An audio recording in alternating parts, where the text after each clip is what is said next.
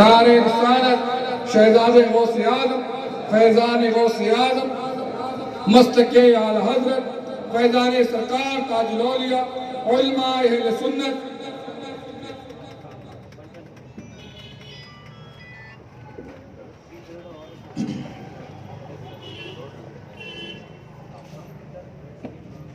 Stage پر جلوہ فرما علماء کرام، سادات اعظم، بالخصوص استاذ کریم انتخاب تاج الاولیاء غازی بغداد حضرت علامہ مولانا مفتی مرتضی شریف صاحب قبلہ مفتی اعظم مہاراشٹر، استاد کریم ماہر علوم رضویات،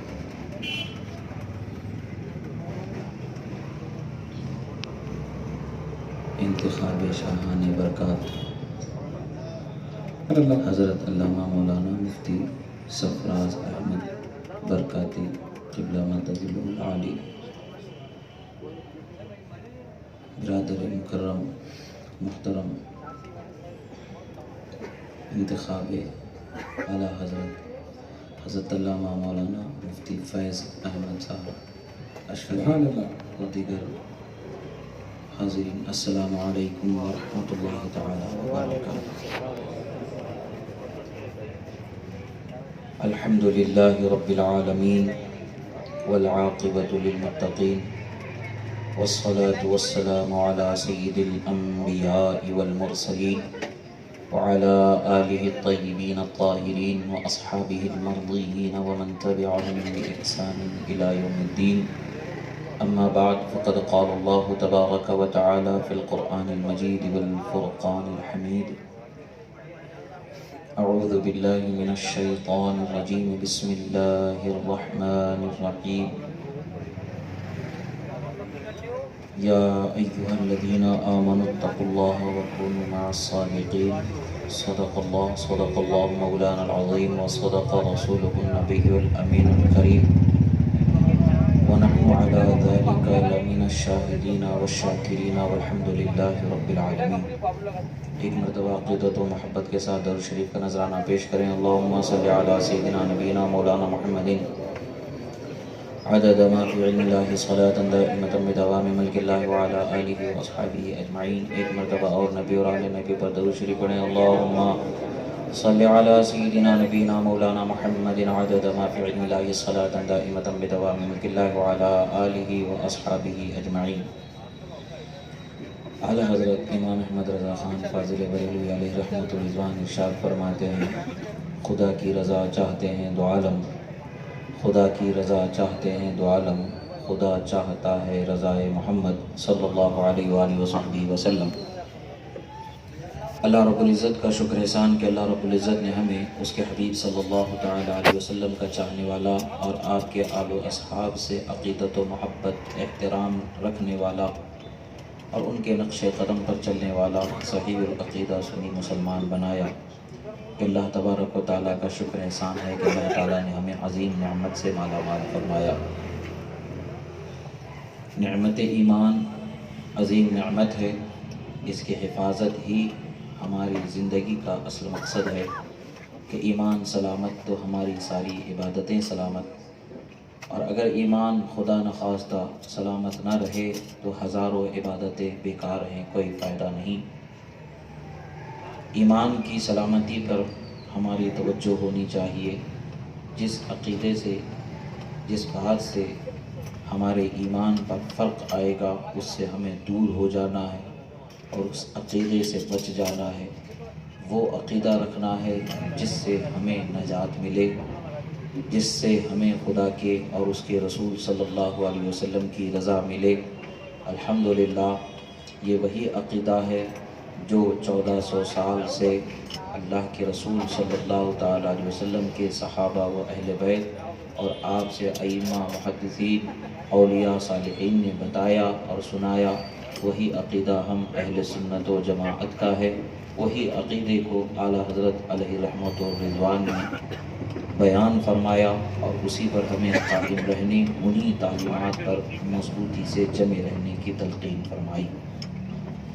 اسی طریقے پر ہمیں قائم رہنا اور اسی طرز پر ہمیں زندگی گزارنا ہے تاکہ ہم کامیاب ہو سکیں، کیونکہ ہم نہیں جانتے کہ ہمارے کون سے عمل قبول ہوں گے، کون سے عمل قبول نہیں ہوں گے۔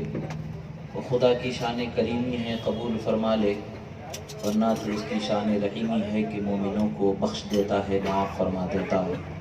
ایمان کا ایک ایسا حصہ ہے کہ مومن کو اللہ تعالیٰ ضرور معاف فرما دیتا ہے۔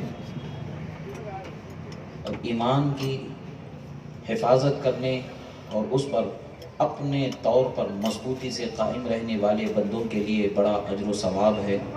وہ اگر کسی آزمائش میں ظلم و ستم کا شکار بھی ہو جاتے ہیں تو انہیں عظیم منزلوں پر سرفراز کیا جاتا ہے۔ عطائیں، رفعتیں، شہادت کی منزلیں انہیں عطا کی جاتی ہیں کہ جہاں پر جنت اعلیٰ کے اعلیٰ ترین نعمتیں ان کا حصہ بنائی جاتی ہیں۔ الحمدللہ اہل سنت کا یہی طریقہ رہا ہے اور آج بھی ہے، کل قیامت تک رہے گا۔ ایمان کی حفاظت ہمارا مقصد عین ہے، عقائد کی حفاظت ہمارا مقصد عین ہے، عبادت ہمارے لیے فرض ہیں، اس پر ہمیں پابند رہنا ہے اور اپنی طاقت بھر ان تعبد اللہ کأنک تراہ کے لذت کو حاصل کرنے کی جستجو کرنا ہے۔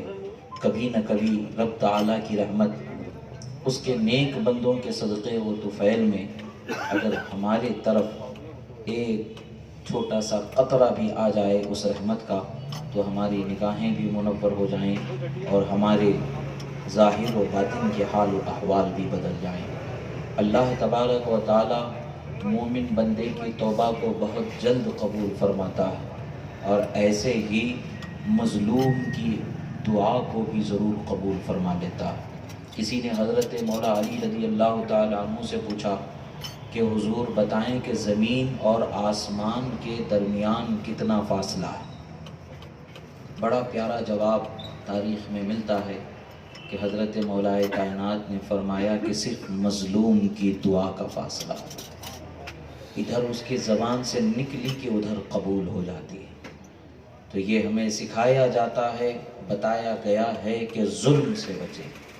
اور آج ہمارے اخلاق و کردار کیسے ہیں؟ باپ ہے تو بچوں پر ظلم، بچے ہیں تو باپ پر ظلم، ماں پر ظلم، رشتہ داروں پر ظلم، پاس پڑوس پر ظلم، نہ جانے کیسے احوال ہمارے ہیں۔ ہم کسی کا لحاظ نہیں کرتے، نہ چھوٹوں کا نہ بڑوں کا، نہ کسی پر مہربانی کرنا ہم نے سیکھا، کسی کے کسی بات کو درگزر کرنا ہم نے نہیں سیکھا۔ اگر کسی نے کچھ چھوٹی سی بات کہہ دی تو اس کے بدلے میں اتنی زیادہ اس کے ساتھ ہماری رنجش بڑھ جاتی ہے کہ حالات اتنے کٹھن ہو جاتے ہیں کہ دیکھنے والے کو یہ اندازہ کرنا مشکل ہو جاتا ہے کہ وہ یہ دشمن ہیں یا دوست ہیں یا ایک دوسرے کے جو دینی بھائی مسلمان ہیں وہ ہیں، کیا ان کو سمجھا جائے۔ انسان حیران ہو جاتا ہے اخلاق کے اس گندے ماحول میں جب انسان ڈھل جاتا ہے۔ حضرت مولا کائنات سے ہماری محبت ہے تو حضرت مولا کائنات رضی اللہ تعالی عنہ کی اس تعلیم پر ہمیں توجہ ہونی چاہیے کہ کسی پر ظلم نہ ہونے پائے۔ اور آج حال ایسا ہے کہ ہم کسی پر زیادتی کر بھی جاتے ہیں تو ہمیں اس پر افسوس بھی نہیں ہوتا ہے، ہمیں رنج بھی نہیں ہوتا ہے کہ ہم نے فلاں پر زیادتی کر دی، اس کی سزا تھوڑی تھی مگر ہم نے اس کے ساتھ سلوک زیادہ کر دیا، اس کے ساتھ ہم نے برا برتاؤ زیادہ کر دیا، اس پر بھی ہمیں توجہ ہی نہیں ہوتی۔ ہمارے دل اتنے سخت ہو چکے ہیں، اتنے کٹھن ہو چکے ہیں کہ اس کے لیے ہدایت کے راستے بڑی دور آسانی سے نظر آتے ہیں، مگر مومن جب اللہ کی رحمت کی طرف پلٹ آتا ہے اور اپنے کیے پر نادم ہو جاتا ہے تو اللہ تعالیٰ کی رحمت اسے اس قدر اپنے قریب کر لیتی ہے کہ وہ فوراً بخشا جاتا ہے۔ صحابہ کرام رضوان اللہ تعالیٰ علیہم اجمعین کے زمانے کا ایک واقعہ یاد آتا ہے۔ حضرت عمر فاروق رضی اللہ تعالیٰ عنہ کی زندگی مبارکہ کا ایک واقعہ ہے کہ ایک شخص تھا آپ کے زمانے میں جو زندگی بھر زیادہ تر غفلت میں اس کا وقت گزرا کرتا تھا۔ وہ زبان سے اور آواز سے بہت اچھا بولنے والا اور بہت اچھا گانا گانے والا تھا، گانا وغیرہ گا کر کے وہ وقت گزارا کرتا تھا۔ لوگ اس کی آواز کے دل دادا ہو گئے تھے، جو کچھ بھی اس کو دے دیتے تھے، شعر و شاعری سنا کر کے، گانا کر کے وہ زندگی گزارا کرتا تھا۔ وقت گزرتا رہا، اس کی غفلت کا وقت بڑھتا رہا، یہاں تک کہ ایک وقت ایسا آیا کہ وہ شخص کی آواز ساتھ دینا چھوڑ چکی۔ اب اس کی آواز ایسی نہیں تھی کہ وہ گا سکے اور لوگوں کو اس پر محظوظ کر سکے، اس کے بدلے کچھ انعام اس کا حاصل کر سکے۔ حال یہ ہوا کہ دھیرے دھیرے اس کے پاس جو کچھ اثاثہ تھا سب بیچ کر کے اس کا گزارا وہ کرتا رہا، یہاں تک کہ ایک وقت وہ آیا کہ اب اس کے بدن پر جو کپڑے ہیں اس کے سوا اس کے پاس کچھ باقی نہیں بچا کہ جس کو بیچ کر کے وہ اپنا پیٹ بھرے۔ کچھ وقت اس میں بھی گزر گیا، کوئی پرسان حال نہیں رہا، مگر جب اس کو اپنے اس کیے کا احساس ہوا اور اپنی غفلت کا احساس ہوا، جنت البقیع شریف میں چلا جاتا ہے اور دھاڑے مار کر کے اللہ تعالیٰ کی بارگاہ میں رونے لگتا ہے، پروردگار زندگی تو میں نے غفلت میں گزار دی، پروردگار آج میرا یہ حال آ گیا کہ ایک وقت کے ایک لقمے کے لیے میں ترس رہا، زندگی بھر میں تڑپ زندگی بھر میں غفلت سے عیش و عشرت سے گزارتا رہا، میں تیری یاد سے غافل رہا، مگر وہ غافل رہنا، مال و دولت کا پا لینا میرے لیے کوئی کام کا سبب نہ بنا، بلکہ آج میں تیری بارگاہ میں ایک طویل عمر کو گزار کر کے حاضر آیا ہوں، مولا مجھ پر کرم فرما۔ جب ایک بندہ سچے دل سے اللہ تعالیٰ کی بارگاہ میں توبہ کرتا ہے تو خدا کی رحمت اسے اپنے دامن میں جگہ دے دیتی ہے۔ حضرت عمر فاروق رضی اللہ تعالی عنہ آرام فرما تھے، محو استراحت تھے، آپ کے لیے آرام کرنے کے لیے نرم و گداز بستر کی حاجت نہیں ہوتی تھی، نہ کسی پنکھا جھپکنے والے خادم کی ضرورت ہوتی تھی، نہ کوئی دروازے پر پہرا دینے والے سنتری کی ضرورت ہوتی تھی۔ وہ تو ایسے تھے جہاں جی چاہتا کچھ دیر کے لیے بدن کو راحت دے دیتے، نگاہ و قلب کو رب تعالیٰ کے جلووں میں مگن رہنے کا موقع دے دیتے۔ الحمدللہ اللہ والوں کی شان ہی جدا ہوتی ہے، پھر وہ ہستی جو مومنوں کے سردار ہیں، وہ ہستی جن کے وجود سے شیطان فرار ہے، ان کا کیا مقام ہے، ان کا کیا حال ہوگا۔ آپ نے خواب میں دیکھا کہ ندا کرنے والا آپ کو بیدار کر رہا ہے، کہہ رہا ہے کہ اے عمر، بقیع میں فلاں شخص رو رہا ہے، اس کے کھانے پینے کا انتظام کرائے۔ حضرت عمر فاروق رضی اللہ تعالی عنہ اس کو فوراً آپ اٹھتے ہیں اور بقیع شریف کی طرف تشریف لے جاتے ہیں۔ چھوٹی موٹی جو اس زمانے میں جھاڑیاں تھیں اب تو سب صاف کر دیا گیا ہے، اغیار نے قبضہ جمایا ہے، ایک وقت وہ بھی آئے گا انشاءاللہ، امام مہدی کا زمانہ آئے گا، پھر سے وہ ساری بہاریں ہماری میں ہوں گی انشاءاللہ۔ مگر اس وقت پر جب حضرت عمر فاروق کا دبدبہ ایسا ہوا کرتا تھا، ایسا دبدبہ ہوتا تھا کہ دیکھنے والے، شیطان جب بھاگ جاتا ہے تو عام انسان کی کیا بات ہے، شیطان گلی چھوڑ کے بھاگ جاتا ہے، تو حضرت عمر فاروق رضی اللہ تعالیٰ عنہ کا دبدبہ ایسا تھا کہ اچانک وہ رونے والے شخص کی نظر حضرت فاروق اعظم پر پڑ گئی۔ اب انہوں نے سمجھا کہ عبداللہ فاروق ہی چلنے والا ہے، نکل کے بھاگنے لگے ڈر کے۔ حضرت فاروق اعظم نے آواز دی، بھاگو مت، میں تمہاری مدد کرنے کے لیے آیا ہوں۔ حیرت میں کھڑے ہو گئے، کہا کس نے بھیجا آپ کو میری مدد کے لیے؟ حضرت فاروق اعظم نے ارشاد فرمایا، جس کی طرف تم نے لو لگائی ہے۔ سبحان اللہ، سبحان اللہ۔ تو جب یہ جملہ اس نے حضرت فاروق اعظم سے سنا تو گھٹنوں کے بل زمین پر بیٹھ جاتا ہے اور اس قدر گر گڑا کر کے رب تعالیٰ کی بارگاہ میں عرض گزار ہوتا ہے کہ پروردگار، زندگی بھر میں نے تیری نافرمانی کی اور آج تیرے دروازے پر میں توبہ کر رہا ہوں، مانگ رہا ہوں روٹی کے لیے، اپنی بھوک مٹانے کے لیے، تب بھی تو نے مجھے نامراد نہیں فرمایا، اور میری دعا پر تو نے فوراً میری دعا کو قبول فرما لیا اور میری مدد کے لیے ایسی عظیم ہستی کو تو نے بھیج دیا۔ پروردگار میں مجرم ہوں، مجھے معاف فرما، میں مجرم ہوں، مجھے معاف فرما۔ یہی کہتا رہا، اسی وقت پر جان بحق ہو گئے۔ اللہ اکبر۔ عزیزو، بندہ جب اللہ رب العزت کی طرف لوٹتا ہے غفلت گناہ سے اور دنیا کی لذتوں کو چھوڑ کر کے رب تعالیٰ کی رحمت کی طرف پلٹتا ہے تو ایسا انعام ہوتا ہے، ایسا انعام ہوتا ہے کہ جس کا اندازہ ہی نہیں لگایا جا سکتا۔ اور اولیاء صالحین نے یہی تعلیم ہمیں دی ہے کہ اپنے آپ کو اللہ کی طرف راغب رکھو، راہ مستقیم پر گامزن رکھو، گناہوں سے دور رکھو اور نگاہوں کو روشن رکھو۔ حضرت سیدنا ابراہیم مطبولی علیہ الرحمت اور رضوان ایک ایسے جلیل القدر ولی کامل گزرے ہیں کہ جو جاگتی حالت میں رسول اللہ صلی اللہ علیہ وسلم کی زیارت کر لیا کرتے تھے۔ سوچنے کی بات ہے کہ خواب میں بھی ہمیں زیارت ہو جائے تو قسمت ہے۔ وہ کیسی شان ہوگی کہ ان کا حال کیسا ہوگا کہ جاگتی حالت میں جاگتی آنکھوں سے رسول اللہ کی زیارت نصیب ہو جائے۔ وہ شوق کیسا ہوگا ان کے دل میں۔ کیا کبھی ہم نے رسول اللہ صلی اللہ تعالی علیہ وسلم کے چہرے زیبا کو سمجھنے کے لیے، تصور کرنے کے لیے علماء حضرات سے یہ سننے کی خواہش کی کہ حضور حضرت ہمیں سرکار کا چہرہ کیسا تھا بیان فرما دیں، تاکہ ایک ایک چیز ہماری نگاہوں میں بس جائے اور اسی تصور میں ہم سو تو کم سے کم وہ تصور کی برکت تو ہمیں مل جائے۔ مگر ہم اس چیز سے غافل ہیں۔ ہم وہ پوچھتے ہیں جو ہمیں دنیا میں نفع دینے والی بات ہوتی ہے، ہم وہ پوچھتے ہیں جو دنیا میں ہم اپنی ضرورتوں کو پورا کرنے والے ہوتے ہیں۔ نگاہوں کو نور، دل کو حیات روحانی دینے والی حقیقی جو روح ہے، اس روح سے ہم غافل ہیں۔ ہم نے رسول اللہ صلی اللہ علیہ وسلم کی نعتیں بہت سنی ہیں، سنتے ہیں، مگر پھر بھی کیا بات ہے کہ ہمارے نگاہوں میں رسول اللہ صلی اللہ علیہ وسلم کے چہرے کا تصور نہیں جم پاتا، اس لیے کہ ہم نے اپنی نگاہوں کو گناہ سے جوڑ لیا ہے۔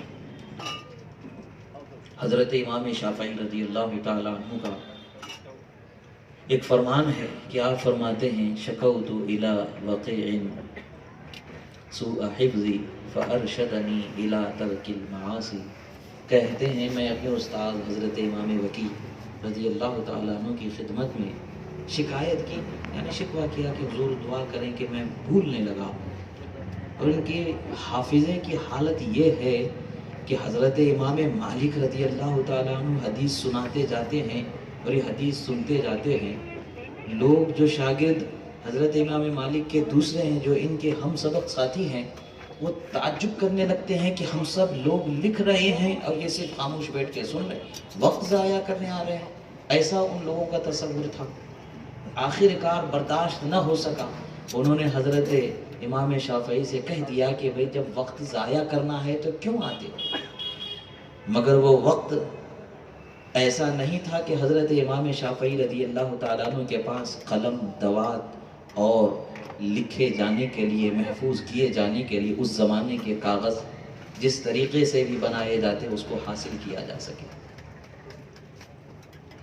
چونکہ وہ دنیا دار نہیں تھے، دنیا کے طلبگار نہیں تھے، اللہ اور اس کے رسول صلی اللہ تعالیٰ علیہ وسلم کے رضا کے طلبگار تھے۔ تو حضرت امام شافعی نے مسکرا کے فرمایا ٹھیک ہے، وقت تو ہم ضائع نہیں کر رہے، پڑھنے ہی کے لیے آئے ہیں، پڑھ ہی رہے، اگر آپ کو لگتا ہے تو ٹھیک ہے، آپ سب لوگ جس نے بھی کتابت کے ذریعے اس کو محفوظ کر لیا ہے وہ لے کر کے بیٹھ جائیں، میں اول درس جس سے میں شامل ہوں وہاں سے میں سنانا شروع کر دیتا ہوں، آپ دیکھ لینا، ملا لینا اس کو۔ اور اول درس سے سنانے لگتے ہیں تو پوری موطا امام مالک آپ زبانی سنا دیتے ہیں۔ اور حال یہ ہے کہ جنہوں نے لکھا تھا، لکھنے میں جلدی میں ان سے جو بھول چوک واقع ہو گئی تھی، وہ لوگ ان کے سنانے کو سن کر کے درست کرتے چلے گئے۔ سبحان اللہ، سبحان اللہ۔ تحدیث نعمت کے طور پر عرض کروں گا کہ موطا امام مالک کا الحمدللہ میں حافظ ہوں۔ سبحان اللہ، یمن کے سرزمین پر حبیب عمر بن حفیظ اور حبیب علی عبداللہ الصالح، یہ یعنی علی عبداللہ الصالح نہیں، وہ رئیس جمہوریہ تھے، وہ نہیں صالح نہیں، علی عبداللہ، یہ بھی وہاں کے ایک استاذ ہیں۔ ان دونوں لوگوں کی ترغیب پر کوشش کی تھی، یاد کیا تھا، الحمدللہ آج بھی ذہن میں محفوظ ہے۔ مگر موقع یہ بار بار جیسے قرآن شریف کی تلاوت بار بار ہو جاتی ہے ایسا موقع نہیں آتا ہے، کبھی کبھی ذہن سے کچھ چیزیں ادھر ادھر ہو جاتی ہیں، مگر الحمدللہ ایک دو مرتبہ نظر ڈالیں تو پھر سے وہ تازہ ہو سبحان جاتا اللہ، ہے۔ سبحان اللہ، سبحان اللہ۔ تو حضرت امام مالک رضی اللہ تعالی عنہ نے، حضرت امام مالک سے جو روایت حضرت امام شافعی نے کی پوری سنا دیا، سب لوگوں نے درست کر لیا، یہ حافظہ ہے۔ اور یہ کہہ رہے ہیں کہ میں بھولنے لگا، تو سوچنے کی بات ہے کہ بھئی بھولنا کسے کہیں گے؟ جب یاد کرنے کا یہ حال ہے تو پھر بھولنا ہم کسے کہیں؟ حضرت امام وکی نے فرمایا کہ گناہوں سے توبہ کرو۔ وہ جو امت کے عظیم اماموں میں سے ایک امام ہیں، ان کے استاذ انہیں کہتے ہیں گناہوں سے توبہ کرو۔ اور اگر آج ہم کسی بھی بندے سے کہیں بھائی آپ توبہ کرو تو وہ برداشت نہیں کر پائے گا۔ فطرت ہے، ہماری فطرت ہے کہ اگر کوئی بولے حضرت آپ توبہ کرو، کیوں؟ عیب ہم سمجھتے ہیں، مگر توبہ عیب نہیں، خوبی ہے، رفعت ہے، بلندی ہے اللہ تعالیٰ کی بارگاہ میں، عظمت ہے، رحمتوں کے حقدار ہونے کی روشن دلیل ہے۔ سبحان اللہ۔ جو اللہ کا قرب دلائے، اس زینے پر حضرت وکی نے حضرت امام شافعی کی توجہ دلائی اور فرمایا کہ سنو، علم اللہ کا نور ہے، اس دل میں نہیں جمتا جس دل میں گناہوں کی کثافت ہوتی ہے۔ دل گہوارہ، وہاں تک پہنچنے کا ذریعہ نگاہیں، تو ہم نگاہوں کو آلودہ کر کے اگر وہاں پہنچائیں، مثال کے طور پر تالاب کا مٹیالہ پانی کانچ کے صاف و شفاف برتن میں ڈال بھی دے تو کیا فائدہ ہے؟ مگر صاف و ستھرا پانی، مٹی کی جو ہانڈی ہوا کرتی تھی پہلے کے زمانے میں، پانی پینے لائق ہوا کرتے تھے، مگر پھر بھی جب اس کو اس لائق بنا دیا جاتا کہ صاف پانی کو وہ اپنے اندر سما سکے، محفوظ کر سکے، تو اس سے نکالا ہوا پانی صاف ہوا کرتا۔ اور آج بھی یہی حال ہے، گو کہ ہمارے دل اللہ والوں کے دلوں جیسے نہیں، ایک مٹی کے ہانڈی ہی کی طرح ہم اسے تصور کر سکتے ہیں، ہاں، مگر اس پر ہم صفائی توبہ کی چکنائی جب چڑھا دیں گے تو پاکیزہ برکتیں جب اس میں آئیں گی تو پاکیزہ ہی محفوظ رہیں گی۔ جب نگاہوں سے نکلیں گی تو پاکیزہ نکلیں گی۔ یہی وہ چیز ہے کہ نگاہوں کو روشن کر لینا، یعنی نگاہوں کو حرام دیکھنے سے بچا لینا۔ حضرت سیدی ابراہیم علیہ رحمت و رضوان اپنی والدہ سے تربیت پایا کرتے تھے۔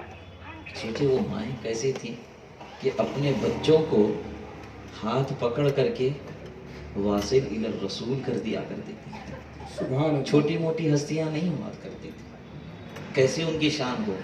امی سے انہوں نے کہا کہ امی جان، میں تقریباً ہر روز زیارت رسول صلی اللہ علیہ وسلم سے خواب میں مشرف ہوتا ہوں۔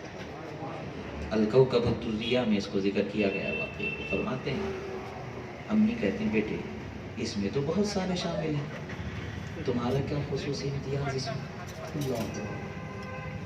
یعنی تم یہاں پہنچ گئے ہو تو تم نے اپنے آپ کو سمجھ لیا کہ بھئی میں اپنے مقصود پر پہنچ چکا ہوں۔ نہیں، منزلیں آگے اور بھی باقی ہیں، منزلیں آگے اور بھی باقی ہیں، رحمتوں کے حصے اور بھی باقی ہیں۔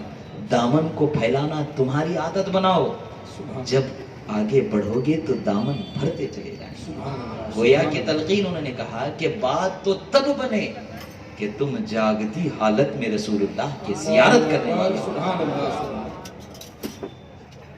اور ماں کی دعا نے ان کے مقدر کو سنوارا، اور حال یہ ہوا کہ وہ جاگتی حالت میں رسول اللہ کی زیارت کرنے والے ہیں۔ محض زیارت نہیں، اپنے معاملات کو رسول اللہ صلی اللہ علیہ وسلم پر پیش کرتے، رسول اللہ سے مشورہ لے کر کے عمل کیا کرتے۔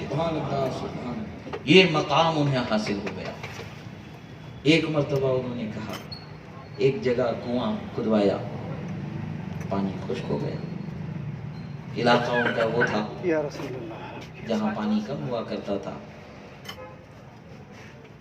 انہوں نے عرض کیا، یا رسول اللہ پانی کی تکلیف ہے، جس جگہ بھی ہم کنواں کرتے ہیں پانی خشک ہو جاتا ہے، پانی باقی نہیں رہا۔ رسول اللہ صلی اللہ علیہ وسلم نے فرمایا کہ اعلیٰ حضرت کی زبانی ہم کہیں تو امور تکوینیہ کا جلوہ وہاں دکھایا. سبحان اللہ. رسول اللہ صلی اللہ علیہ وسلم نے فرمایا کہ کل میں میرے چچا کے بیٹے علی کو بھیجوں گا، وہ حضرت شعیب علی نبینا علیہ الصلوۃ والسلام کے کنویں کی نشاندہی کر دیں گے. سبحان اللہ. وہاں کھدائی کرنا، پانی آ جائے گا، کبھی خشک نہیں ہوگا. دوسرے دن انتظار کر رہے ہیں.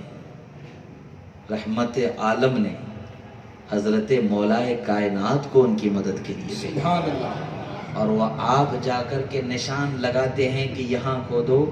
جب وہاں کھودا جاتا ہے تو وہ قدیم کنویں کی دیوار جو بنائی گئی تھی حضرت شعیب علیہ نبینا علیہ الصلوۃ والسلام کے زمانے میں، وہی دیوار وہاں سے نکلتی ہے، وہی کنواں وہاں سے نکلتا ہے، وہی پانی وہاں سے جاری ہوتا ہے. سبحان اللہ. سبحان اللہ. پتہ یہی چلتا ہے کہ ہماری نگاہوں کو ایسے بنائیں. یعنی کسی شاعر نے بڑا اچھا جملہ کہا ہے کہ میں سو جاؤں یا مصطفیٰ کہتے کہتے، کھلے آنکھ صلی اللہ کہتے کہتے. کیا کبھی ہمارے نگاہوں میں یہ شوق نہ پیدا ہونا چاہیے کہ کاش کہ ہم بھی رسول اللہ صلی اللہ تعالیٰ علیہ وسلم کی زیارت کر لیں. کاش کہ رسول اللہ صلی اللہ تعالیٰ علیہ وسلم کے وہ انداز رحمتانہ مشفقانہ، جب وہ تبسم کے ساتھ اپنے غلاموں کی پریشانیوں کو دور کر دیتے ہیں، وہ ایک جھلک دیکھ لیں تو زندگی بھر کا غم مٹ جائے، زندگی بھر کی پریشانی ختم ہو جائے. جب رسول اللہ صلی اللہ تعالیٰ علیہ وسلم کی زیارت کی لذت لگ جائے گی بندے کو، تو پھر تو اس کا حال ہی نرالا ہو جائے گا. مگر آج ہم نے اپنی نگاہوں کو دنیا کی لذتوں سے آشنا کیا تو نگاہیں دنیاوی لذتوں میں گھوم رہی ہیں، اور وہی اثر ہمارے قلب پر قلبی کثافت کے ذریعے بڑھتا جا رہا ہے. یہی وجہ ہے کہ ہم گناہ کر کے بھی گناہ پر نادم نہیں ہو رہے، گناہ کر کے بھی ہم گناہ سے بیزار نہیں ہو رہے. کیا فائدے کی یہ زندگی کہ ہم گناہ سے بیزار نہ ہوں؟ جب بندہ گناہ سے بیزار ہو جاتا ہے اور توبہ کر کے رب تعالیٰ کی رحمت کی طرف آ جاتا ہے تو انعام خدا کا کیسے ہوتا ہے. حضرت ذوالنون مصری رضی اللہ تعالیٰ عنہ کا ایک واقعہ کہ آپ اپنی بیٹی، بڑی پیاری بیٹی تھی آپ کی، اللہ اکبر، وہی بیٹی آپ کے لیے اس دروازے سے جو جہنم کی طرف جانے والا تھا پلٹا کر کے رب تعالیٰ کی رحمت کی طرف لانے کا سبب بن جاتی ہے. بڑا عظیم واقعہ، اس سے پہلے بھی کئی مرتبہ میں عرض کر چکا ہوں. دوسرے جو اصل جس چیز کی طرف میں گفتگو کرنا چاہتا ہوں اس واقعے کی طرف میں کہوں گا کہ آپ دریا میں جاتے ہیں اور مچھلی پکڑتے ہیں. ایک چھوٹی سی مچھلی باہر آتی ہے تاکہ وہ خود کا اور اپنی بچی کا پیٹ بھر سکے. سب کچھ تو بانٹ دیا تو کچھ بچا ہی نہیں تھا. جب توبہ کر چکے تھے، سب کچھ چھوڑ دیا تو کچھ تو بچا ہی نہیں تھا. بیٹی کا بھی تو پیٹ بھرنا تھا، باپ کی ذمہ داری بھی تو پوری کرنی تھی. اٹھا کر کے لائے تو چھوٹے بچوں کی عادت ہوتی ہے جا کر کے ہاتھ اٹھا کر کے دیکھتے ہیں. وہ شہزادی نے بھی ایسے ہی اٹھایا اور قریب کان کے لے جا کر کے دیکھا. اللہ والوں کے کان وہ ہوتے ہیں جو ہم نہیں سن سکتے، وہ سن لیا کرتے ہیں. انہوں نے سنا اللہ اللہ اللہ اللہ کی آواز آ رہی تھی. انہوں نے کہا ابو جان یہ تو اللہ اللہ کا ذکر کر رہی ہے، میں نہیں کھاؤں گی اس کو، چھوڑ. ارے میں نہیں کھاؤں گا. بیٹی اب کون سی چیز کھلاؤں؟ اللہ انتظام فرما دے گا. یہ ذکر کر رہی ہے، میں نہیں کھاؤں گا، ذکر کرنے دو اس کو. ٹھیک ہے. بیٹی کی خواہش پر آپ کنارے آ کر کے بیٹھے گئے. شام ہو گئی، رات کا اندھیرا ہو گیا. غیب سے ایک دسترخوان ان کے سامنے ہے، کھانے کی انواع و اقسام کی نعمتیں ہیں. باپ اور بیٹی کھا رہے ہیں. پھر دوسرے دن وہی ایک زمانہ گزر گیا. ہر روز غیب سے رات کے اندھیرے میں ان کے ٹھکانے پر کہاں سے انواع و اقسام کے کھانے کی چیزیں آ جاتی ہیں خدا جانے. وہ کھاتے رہے. حضرت ذوالنون مصری فرماتے ہیں کہ میں سمجھتا رہا کہ توبہ کر لیا، عبادت گزار ہو گیا اور میں نماز روزے سب چیزیں کر رہا ہوں، شاید اللہ تعالیٰ اس سے راضی ہو کر کے مجھے نواز رہا. مگر کبھی کبھی اللہ تبارک و تعالیٰ وہ خوف زدہ دل جو اللہ کے خوف سے لرزتا رہتا ہے، اس چھوٹے سے دل کی بھی رعایت فرما لیتا ہے۔ حضرت ذوالنون مصری کی وہ شہزادی کا انتقال ہو جاتا ہے، وہ اللہ کو پیاری ہو گئی۔ جب دنیا سے ان کی رخصت ہو گئی، دنیا سے وہ رخصت کر گئیں تدفین وغیرہ کے بعد میں، اب حضرت انتظار فرما رہے ہیں، کھانے کا خوان نظر نہیں آ رہا ہے۔ یعنی پتہ یہ چلتا ہے کہ ذکر خدا سے محبت کرنا اور ذکر خدا میں مشغول ہستی سے محبت کرنا، خوف خدا کو دل میں بسانا، یہ رزق ملنے کی دلیل ہوتی ہے، رزق آنے کا سبب ہوتا ہے۔ نہ ہم ذکر کرنے والوں کو پسند کرتے ہیں، نہ خود ذکر کر رہے ہیں، نہ ہمارے دل میں خوف خدا، تو رزق ہمارے پاس کہاں آنے والا؟